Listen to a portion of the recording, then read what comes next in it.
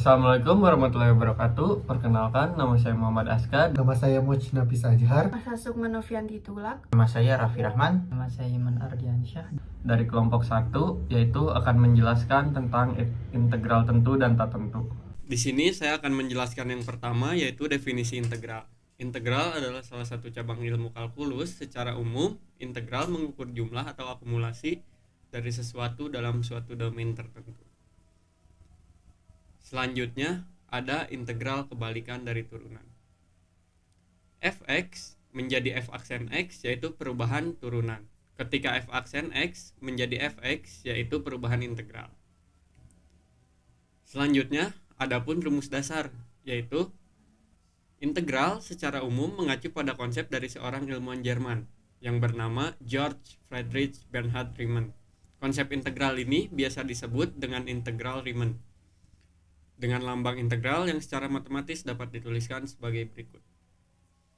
A sama dengan integral O sampai B fungsi fx pada x, yang dimana A sama dengan nilai integral dari fungsi fx, O sama dengan batas bawah variabel yang diintegrasikan, B sama dengan batas atas variabel yang diintegrasikan, fx fungsi yang diintegrasikan, dan dx variabel yang diintegrasikan. Untuk materi berikutnya yaitu integral tentu. Apa itu integral tentu? Integral tentu adalah bentuk integral matematika yang memiliki batasan atas dan batasan bawah yang jelas, sehingga menghasilkan sebuah nilai. Jika fungsi f terdefinisi pada interval a, b, maka integral a sampai b, fungsi fx terhadap x adalah integral tentu terhadap fungsi f dari a dan b. Pengintegralannya ditulis sebagai berikut, yaitu ada integral a sampai b, fungsi fx terhadap x sama dengan fx ba sama dengan fungsi b dikurangi fungsi a, di mana fx itu yaitu fungsi integral, a-nya adalah batas bawah dan b-nya adalah batas atasnya. Lalu di sini ada teorema integral tentu. Jika f kontinu pada interval a, b dan andaikan f sembarang antiturunan dari f pada interval tersebut, maka integral a sampai b fungsi fx terhadap x sama dengan fb dikurangi fa. Ini adalah hal dasar ketika kita akan mengerjakan suatu integral tentu. Lalu integral tentu memiliki sifat-sifat, yaitu sifat yang pertama ada kelinieran, yang kedua ada perubahan batas, sifat yang ketiga ada penambahan interval, dan sifat yang terakhir atau yang keempat ada kesimetrisan.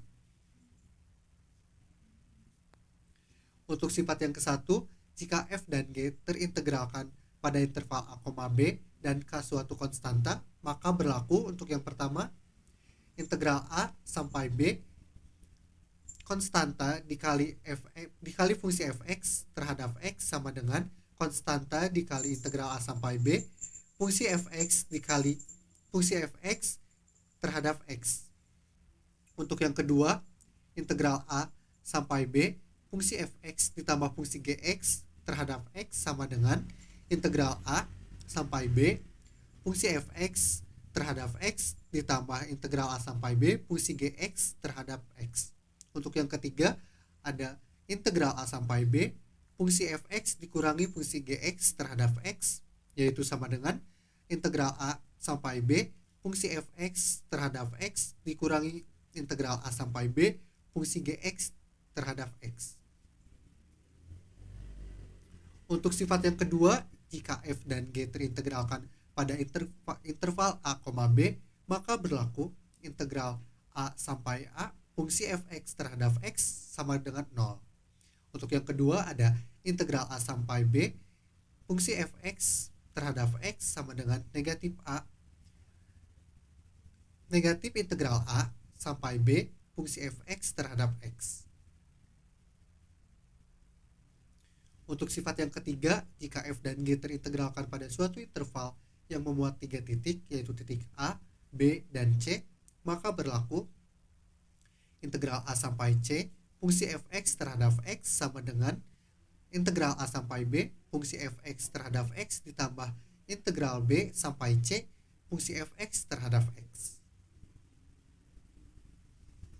Untuk sifat yang terakhir atau sifat yang keempat, jika f dan g terintegralkan pada interval a, b dan konstanta, maka berlaku jika f-nya berfungsi genap, maka integral negatif a sampai a fungsi fx terhadap x sama dengan 2 dikali integral 0 sampai a fungsi fx terhadap x. Untuk yang kedua, jika f fungsinya ganjil, maka integral negatif a sampai a fungsi fx terhadap x sama dengan 0. Lanjut, saya akan membahas contoh soal. Untuk contoh soal yang pertama, di sini saya memiliki. Untuk contoh soal yang pertama, di sini ada integral 1 sampai 2 fungsi 8 terhadap x. Untuk jawaban yang pertama, 8x A-nya 1 dan B-nya 2. Kenapa menjadi 8x? Karena ini bernilai konstanta. Jika bernilai konstanta, maka kita harus menambahkan x. Lanjut kepada rumus yang selanjutnya. 8 dikali 2 dikurangi 8 dikali 1. Hal itu di mana FB dikurangi FA. Lanjut saja kita menghitung, berarti 16 dikurangi 8 memiliki hasil akhir tetap 8. Untuk contoh soal yang kedua, integral negatif 1 sampai 5 di mana fungsi fx-nya yaitu 6x terhadap x. Untuk yang pertama, kita langsung saja masuk ke rumus 6 per 1 tambah 1 x1 ditambah 1. Kenapa hal itu ditambah 1? Karena rumusnya yaitu 6x itu kan pangkat 1 ya. Pangkat 1 itu tinggal ditambahkan 1 saja. Untuk pernya, si pangkatnya ditambah 1. B-nya bernilai 5 dan A-nya bernilai negatif 1. Langsung kita jumlahkan saja menjadi 6 per 2x kuadrat. Kita perkecil lagi, bisa menjadi 3x kuadrat. Langsung kita pakai rumus yang FB dikurangi FA. X-nya diganti yang B dan X-nya diganti yang A. 3 dikali 5 kuadrat dikurangi 3 dikali negatif 1 kuadrat. Langsung kita jumlahkan saja. 3 dikali 25 dikurangi 3 dikali 1. 75 dikurangi 3 yaitu memiliki hasil akhir 72. Maka untuk bentuk soal yang seperti ini hasil akhirnya adalah 72.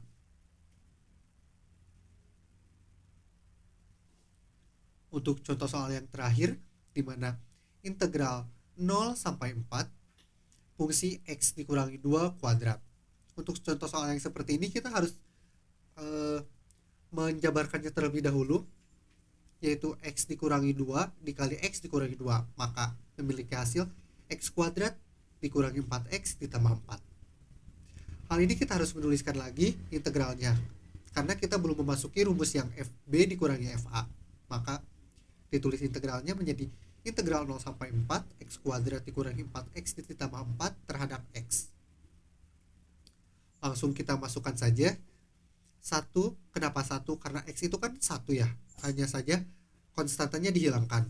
Jadi 1 per 2 ditambah 1, karena pangkatnya 2 lalu ditambah 1, x-nya 2 ditambah 1 juga, dikurangi 4 per 1 tambah 1 x 1 tambah 1, karena di sini 4x itu kan memiliki pangkat 1 ya, hanya saja tidak ditulis, maka ditulis saja 1 ditambah 1 ditambah 4x, lalu A-nya bernilai 0 dan B-nya bernilai 4. Kita jumlahkan terlebih dahulu menjadi 1 per 3 x pangkat 3 dikurangi 4 per 2 x kuadrat ditambah 4x. Lalu untuk berikutnya kita langsung masukkan saja ke rumus FB dikurangi FA. 1 per 3 dikali 4 pangkat 3 dikurangi 2 dikali 4 kuadrat dikurangi 4 dikali 4 dikurangi 1 per 3 0 pangkat 3 dikurangi 2 kali 0 pangkat 2 dikurangi 4 dikali 0. Karena untuk yang A-nya bernilai 0, maka hasil akhirnya pun akan 0, maka kita hilangkan saja. Langsung 64 per 3 dikurangi 2 dikali 16 ditambah 16. 64 dikurangi 48 per 3, langsung kita jumlahkan untuk hasil akhirnya. Memiliki nilai 16/3. Maka integral dari 0 sampai 4 memiliki dari fungsi X dikurangi 2 kuadrat yaitu 16/3. Selanjutnya saya akan menjelaskan tentang integral tak tentu. Pengertian dari integral tak tentu adalah integral tak tentu adalah jenis integral yang hasilnya masih berupa fungsi dalam variabel tertentu dan masih memuat konstanta integrasinya. Integral tak tentu tidak memiliki batas atas dan batas bawah. Rumus integral fx terhadap x sama dengan fx ditambah c. Yang kedua, teorema integral tak tentu. Jika n bilangan rasional dan n tidak sama dengan 1, maka integral x pangkat n terhadap x sama dengan 1/x ditambah n dikali x pangkat n ditambah 1 ditambah c. Yang ketiga, sifat-sifat integral tak tentu. Jika f dan g fungsi-fungsi yang diintegralkan, maka sifat yang pertama, integral fx ditambah gx terhadap x sama dengan integral fx terhadap x ditambah integral gx terhadap x. Sifat yang kedua, integral fx dikurang gx terhadap x sama dengan integral fx terhadap x dikurang integral gx terhadap x. Sifat yang ketiga, integral k dikali f x terhadap x sama dengan k dikali integral fx terhadap x. Kemudian contoh soal dari integral tak tentu. Soal yang pertama, integral 6x kuadrat terhadap x. Maka cara kerjanya sama dengan dimasukkan ke dalam rumus, jadi 6/2 ditambah 1 dikali x pangkat 2 ditambah 2 ditambah 1 ditambah c. Maka 6/3 x pangkat 3 ditambah c. Hasil akhirnya 2x pangkat 3 ditambah c. Untuk soal yang kedua, integral x pangkat 3 ditambah 4x pangkat 2 dikurang 5x ditambah 8 terhadap x. Cara kerjanya dimasukkan ke dalam rumus 1/3 ditambah 1 x pangkat 3 ditambah 1 ditambah 4/2 ditambah 1 pangkat dikali x pangkat 2 ditambah 1 dikurang 5/1 ditambah 1 kali x pangkat 1 ditambah 1 ditambah 8x ditambah c. Kemudian 1/4 x pangkat 4 ditambah 4/3 dikali x pangkat 3 ditambah 5/2 kali x pangkat 2 ditambah 8x ditambah c.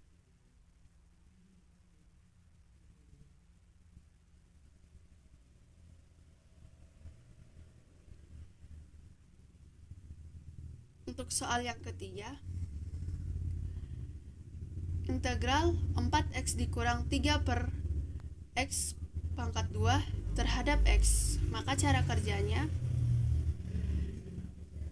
yang pertama 3/x pangkat kuadrat diubah ke dalam bentuk 1/a pangkat n sama dengan a pangkat minus n. Maka hasilnya sama dengan integral 4x dikurang 3x pangkat min 2 terhadap x.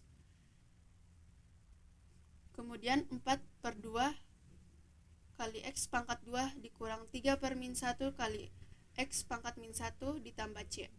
Maka hasil akhirnya 2x ditambah 2 ditambah 1/x ditambah c. Dan hasil terakhirnya 2x pangkat 2 ditambah 3/x ditambah c. Di sini saya akan menjelaskan perbedaan integral tentu dan tak tentu. Apa yang membedakan kedua integral itu? Yang pertama, integral tertentu memiliki batas bawah dan batas atas, sedangkan integral tak tentu tidak memiliki batas integralnya. Yang kedua, integral tertentu hasilnya biasanya berupa bilangan, tergantung batasannya. Sedangkan integral tak tentu hasilnya adalah fungsi. Yang ketiga, penulisan integralnya. Yang keempat, integral tertentu hasilnya tidak perlu ditambah C, sedangkan integral tak tentu hasilnya ada C, atau bisa dibilang hasilnya ada plus C. Pengaplikasian integral. Pengaplikasian integral tentu dan tak tentu sangat luas, dan mereka digunakan dalam berbagai konteks. Beberapa aplikasi umum melibatkan menghitung luas di bawah kurva. Integral tentu digunakan untuk menghitung luas daerah di bawah kurva fungsi di antara dua titik. Misalnya, jika kita memiliki fungsi f(x) yang mewakili tinggi kurva pada interval a hingga b, maka luas di bawah kurva tersebut dapat dihitung dengan integral tentu f(x) dx. Pemecahan persamaan diferensial. Integral tak tentu digunakan dalam pemecahan persamaan diferensial untuk menemukan fungsi asal dari turunan. Jika kita memiliki turunan suatu fungsi, integral tak tentu dapat membantu kita menemukan fungsi asalnya. Proses ini dikenal sebagai antiderivasi. Menghitung pusat massa. Dalam fisika, integral digunakan untuk menghitung pusat massa suatu objek. Untuk objek dengan distribusi massa yang tidak seragam, integral digunakan untuk menentukan koordinat pusat massa. Menghitung volume. Integral digunakan untuk menghitung volume benda 3 dimensi. Misalnya, untuk menghitung volume suatu silinder, kita dapat menggunakan integral terhadap fungsi area penampung melintangnya. Analisis probabilitas. Dalam statistika, integral digunakan untuk menghitung probabilitas di bawah kurva distribusi probabilitas. Fungsi distribusi probabilitas sering diintegrasikan untuk menentukan probabilitas suatu kejadian. Berikutnya, analisis statistik. Integral dapat digunakan untuk menghitung nilai rata-rata dan statistik lainnya. Misalnya, nilai rata-rata suatu fungsi dapat dihitung dengan menggunakan integral. Sekian dari kelompok saya, mohon maaf bila ada kekurangan. Wassalamualaikum warahmatullahi wabarakatuh.